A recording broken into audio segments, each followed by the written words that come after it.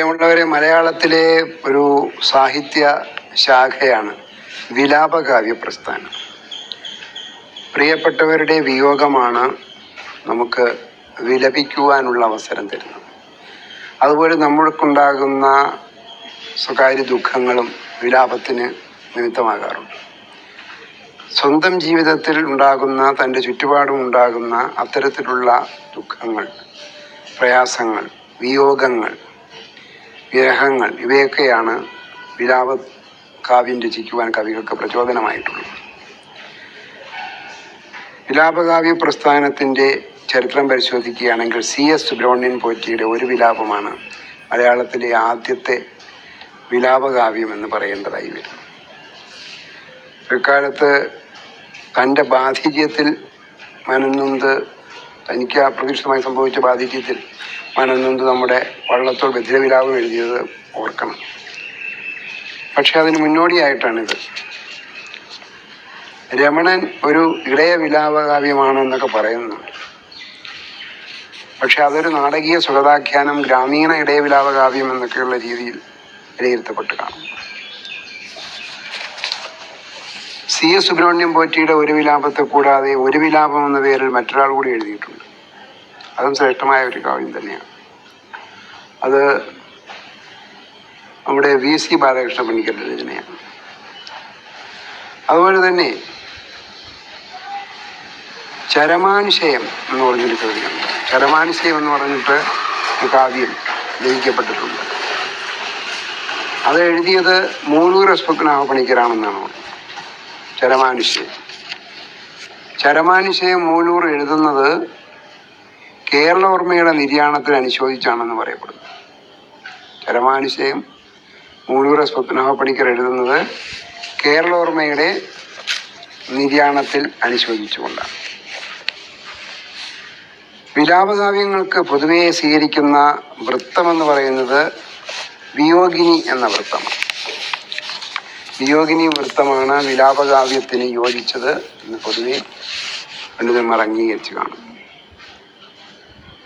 മൂലൂർ പത്മനാഭ പണിക്കർ തന്നെ കുമാരനാശാൻ്റെ നിര്യാണത്തിൽ അനുശോചിച്ച് വിഷമിച്ചുകൊണ്ട് തീവ്രരോദനം എന്നൊരു രചന നടത്തിയിട്ടുണ്ട്.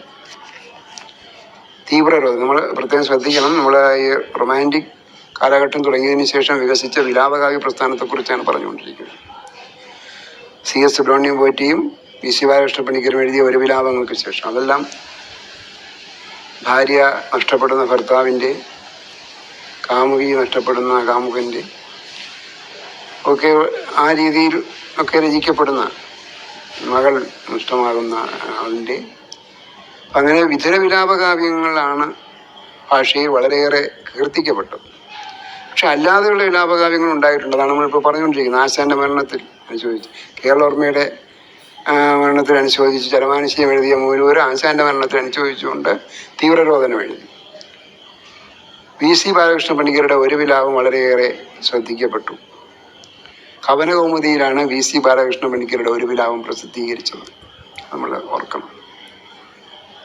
സുബ്രഹ്മണ്യൻ പോറ്റി, CS സുബ്രഹ്മണ്യൻ പോറ്റിയുടെ ഒരു വിലാപമാണ് മലയാളത്തിലെ ആദ്യത്തെ വിലാപകാവ്യം. അതിന് അവതാരിക എഴുതി കൊടുത്തിട്ടുള്ള CS സുബ്രഹ്മണ്യൻ പോറ്റിയുടെ ഒരു വിലാപത്തിന് അവതാരിക എഴുതി കൊടുത്തിട്ടുള്ളത് അപ്പൻ തമ്പുരാനാണ് അവതാരിക എഴുതി കൊടുത്തിട്ടുള്ളത്. ഉള്ളൂർ അന്തരിച്ചപ്പോൾ വടക്കുംകൂറിന് വളരെയേറെ വിഷമമായി. വടക്കുംകൂർ രാജരാജവർമ്മ മഹശ്ചരമം എന്ന പേരിൽ ഒരു കാവ്യം രചിക്കുകയുണ്ടായി. ഒരു അനുസ്മരണ കാവ്യത്തിൻ്റെ സ്വഭാവമുള്ള ഒരു രചന ആധുനിക കാലത്തുണ്ടായിട്ടുണ്ട്. അനുസ്മരണ കാവ്യത്തിൻ്റെ സ്വഭാവമുള്ള ഒരു രചന എവിടെ ജോൺ, ബാലേന്ദ്രൻ ചുള്ളിക്കാടിൻ്റെ എവിടെ ജോണിന് അനുസ്മരണ സ്വഭാവമുള്ള ഒരു കവിതയായിട്ട് നമുക്ക് കാണാം. ഗാന്ധിജിയെ ഓർത്തുകൊണ്ട് വയലാർ പാദമുദ്ര എന്നൊരു കവിത എഴുതിയിട്ടുണ്ട്. പാദമുദ്ര എന്ന കവിത വയലാർ രചിച്ചിരിക്കുന്നത് ഗാന്ധിജിയെ സ്മരിച്ചുകൊണ്ടാണ്. അതുപോലെ തന്നെ രസതന്ത്രം ഐച്ഛികമായി എടുത്ത് പരാജയപ്പെട്ട ഒരു വിദ്യാർത്ഥി കൂടിയായിരുന്നു AR രാജരാജവർമ്മ. അന്ന് ഉണ്ടായ പരീക്ഷാ പരാജയത്തിൽ വിഷമിച്ചുകൊണ്ട് അദ്ദേഹം ഭംഗവിലാപമെന്ന് സംസ്കൃതത്തിൽ തന്നെ ഒരു രചന നടത്തിയിരുന്നു. അതും വിലാപകാവ്യത്തിൽ ഉൾപ്പെടുത്താം. ഭംഗവിലാപം. മഹാകവി കുമാരനാശാൻ തൻ്റെ സ്വന്തം അമ്മയുടെ മരണത്തിൽ അനുശോചിച്ചുകൊണ്ട് ഒരനുതാപം എന്നൊരു രചന നടത്തിയിട്ടുണ്ട്. ഒരനുതാപം, അമ്മയുടെ മരണത്തിൽ അനുശോചിച്ചുകൊണ്ട് ആശാൻ രചിച്ച വിലാപകാവ്യം, കവിതയാണ് ഒരനുതാപം. അതുപോലെ ഒരനുതാപത്തിലാണ് ഉപാസിക്കുന്നു ദുഃഖത്തെ ഞാൻ എന്ന് പറഞ്ഞുകൊണ്ട് അവസാനിക്കുന്ന വിലാപകാവ്യം. നാലപ്പാട്ട് നാരായണമേനോൻ അന്തരിച്ചപ്പോൾ അതിൽ ദുഃഖിച്ചുകൊണ്ട് ബാലാമണിയമ്മ എഴുതിയ ഒരു രചനയുണ്ട്, ലോകാന്തരങ്ങൾ. നാലപ്പാടിൻ്റെ മരണത്തിനനുസരിച്ച് ബാലാമണിയമ്മ എഴുതിയതാണ് ലോകാന്തരങ്ങളിൽ എന്ന വിലാപകാവ്യം. എന്നാൽ നാലപ്പാട്ട് നാരായണമേനോൻ ജീവിച്ചിരുന്നപ്പോൾ എഴുതിയതാണ് കണ്ണുനീർ തുള്ളി, അദ്ദേഹത്തിൻ്റെ പ്രിയതമയുടെ വിവാഹം. അത് വളരെ ഉരുക്കിടുന്നു മിഴിനീരിലിട്ട് മുക്കുന്നു മറ്റും ഭുവനൈക ശില്പി എന്ന് പറഞ്ഞുള്ള വരികൾ. അതുപോലെ അനന്തമജ്ഞാത വർണ്ണനീയം ഈ ലോകഗോളം ചെയ്യുന്ന മാർഗം അതിങ്കലെങ്ങാണ്ടൊരിടത്തിരുന്ന് നോക്കുന്ന മർത്യൻ കഥയുണ്ട്. അതൊക്കെ കണ്ണുനീർ തുള്ളിയിലെ വരികൾ. എം.ആർ. നായർ, സഞ്ജയൻ അറിയാമല്ലോ, അദ്ദേഹം ഒരു വിലാപകാവ്യം എഴുതിയിട്ടുണ്ട്, തിരോധകം എന്ന പേരിൽ. തിരോധകം എന്ന പേരിൽ ഒരു വിലാപകാവ്യം എഴുതിയത് ആരായിരുന്നു? എം.ആർ. നായർ എന്ന സഞ്ജയനായിരുന്നു. ആശാന്റെ മരണത്തിൽ അനുശോചിച്ച് നമ്മുടെ മൂലൂർ തീവ്രരോധനം എഴുതിയപ്പോൾ ആശാന്റെ മരണത്തിൽ അനുശോചിച്ചുകൊണ്ട് മുതുകുളം പാർവതിയമ്മ ഒരു വിലാപം എന്ന പേരിൽ തന്നെ ഒരു കവിത എഴുതിയിട്ടുള്ളതായിട്ട് കാണും. മുതുകുളം പാർവതിയമ്മ ഒരു വിലാപം എന്ന പേരിൽ ആശാന്റെ മരണത്തിൽ വിയോഗത്തിൽ അനുശോചിച്ച് എഴുതിയിട്ടുണ്ട്. എന്നാൽ A.R. രാജരാജവർമ്മ രചിച്ച പ്രരോധനമാണ് ഏറ്റവും ശക്തമായ രീതിയിൽ സഹൃദയരുടെ ശ്രദ്ധ പിടിച്ചു പറ്റിയത്. A.R. രാജരാജവർമ്മയുടെ വിയോഗം, അത് ആശാനിലേൽപ്പിച്ച ആഘാതം. ആ A.R.ന്റെ വിയോഗം ആശാനിലേൽപ്പിച്ച ആഘാതമാണ് ഏതിൽ കാണുന്നത്? പ്രരോധനം എന്ന കവിതയിൽ കാണുന്നത്. വള്ളത്തോളിൻ്റെ സ്വന്തം ബാധിര്യത്തെ ഓർത്തു വിലപിക്കുന്ന കാവ്യമാണ് ബധിരവിലാപം എന്ന് നമ്മൾ നേരത്തെ കണ്ടു. കണ്ണുനീർ തുള്ളി ഒരുപാട് പഠനങ്ങൾക്കും വിശകലനങ്ങൾക്കൊക്കെ വിധേയമായി. കാരണം അതിലൊരുപാട് തത്വചിന്താ നിർഭരമായ വരികൾ ചേർന്നിട്ടുണ്ട്, കാവ്യഭംഗിയുമുണ്ട്.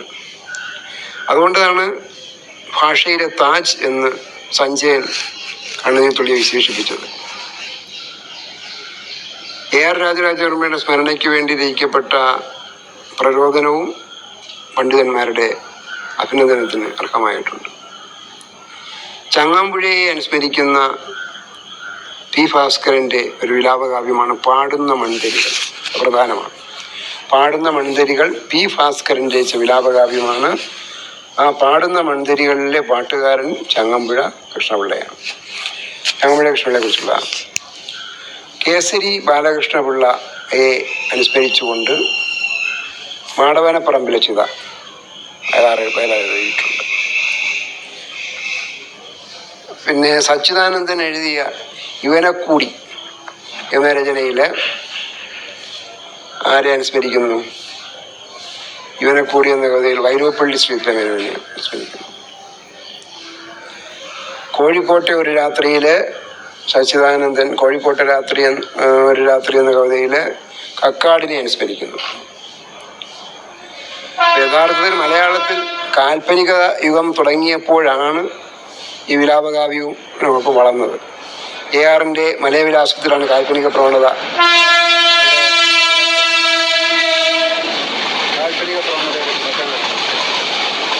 ദൈവമേ കൈതൊഴാമെന്ന് പ്രാർത്ഥിക്കുന്ന പ്രാർത്ഥനാഗീതത്തിൻ്റെ കർത്താവ് കൂടെയാണ്. നമ്മൾ നേരത്തെ പറഞ്ഞ പന്തളം കേരളവർമ്മ രുക്മംഗതചരിതം എഴുതിയ ആളാണ്. ദൈവമേ കൈതൊഴാം കേൾക്കുമാറാകണം, പാവമാമെന്നെ നീ കാക്കുമാറാകണം, എന്നുള്ളിൽ ഭക്തിയുണ്ടാകുമാറാകണം എന്നിങ്ങനെയുള്ള മനോഹരമായ പ്രാർത്ഥനാഗീതം എഴുതിയത് പന്തളം കേരളവർമ്മയാണ്. അവനവൻ ആത്മസുഖത്തിനാചരിക്കുന്നവ അപരന്നു സുഖത്തിനായി വരയണം എന്ന ആത്മോപദേശ ശതകത്തിൽ ശ്രീനാരായണ ഗുരു പറയുന്നുണ്ട്.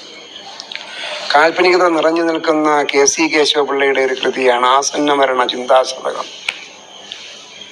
PC ബാലകൃഷ്ണ പണിക്കർ തന്നെ വിശ്വരൂപം എന്ന പേരിൽ മനോഹരമായിട്ടുള്ള പ്രകൃതിയെ യോട് ചേർന്ന് നിൽക്കുന്ന പ്രകൃതിയെ നമ്മുടെ ഹൃദയത്തിൽ അനുഭവപ്പെടുത്തരുന്ന ഒരു കാവ്യം രചിച്ചിട്ടുണ്ട്. അപ്പം ഇതെല്ലാം കാൽപ്പനികതയുടെ ആദ്യം പ്രഭാകിരണങ്ങളാണ്. കാൽപ്പനികതയുടെ ആദ്യത്തെ മൂളങ്ങളാണ് ഈ പറഞ്ഞ മലയവിലാസവും ആസന്നവർണ്ണ ചിന്താശതകവും ആത്മോപദേശ ശതകവും വിശ്വരൂപവുമെല്ലാം. അതിന് ശേഷം അത് കാൽപ്പനികതയുടെ എല്ലാ ലക്ഷണങ്ങളും സങ്കല്പങ്ങളും ഒത്തുചേർന്ന കൃതിയായിട്ടാണ് പിന്നീട് ആശാന്റെ വീണപൂവൊക്കെ കടന്നു വരുന്നത്. യഥാർത്ഥത്തിൽ വീണപൂവ് പോലും ഒരർത്ഥത്തിൽ ഒരു കാൽപ്പനിക വിലാപത്തിൻ്റെ കാലഘട്ടത്തിൻ്റെ അവസ്ഥയിൽ ലഭിക്കുന്ന ഒരു കവിഹൃദയത്തെ അതിൻ്റെ വരികൾക്കിടയിൽ വായിച്ചെടുക്കാൻ കഴിയുമെന്ന് നിരൂപകന്മാർ ചൂണ്ടിക്കാട്ടിയിരിക്കുന്നു. ശരി, അപ്പോൾ വിലാപകാവ്യ പ്രസ്ഥാനത്തെക്കുറിച്ച് കൂടുതലായിട്ട് കണ്ടെത്തി മനസ്സിലാക്കുക. ഇത് സാമാന്യമായിട്ടുള്ള വിവരങ്ങൾ മാത്രമാണ് നമ്മൾ പങ്കുവച്ചത്.